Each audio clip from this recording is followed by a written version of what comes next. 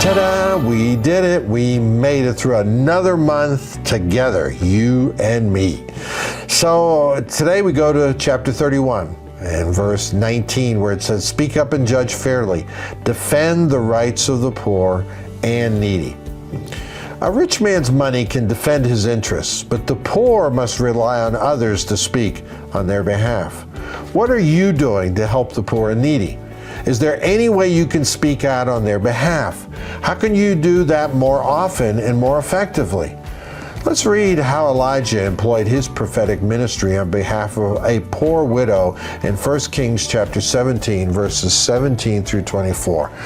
Sometime later, the son of the woman who owned the house became ill. He grew worse and worse and finally stopped breathing.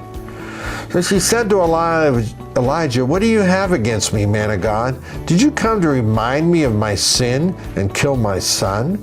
Verse 19, "Give me your son," Elijah replied. He took him from her arms, carried him to the upper room where he was staying, and laid him on his bed.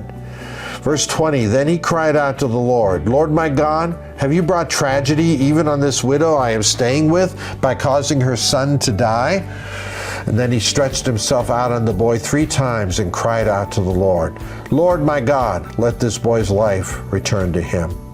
And the Lord heard Elijah's cry, and the boy's life returned to him, and he lived.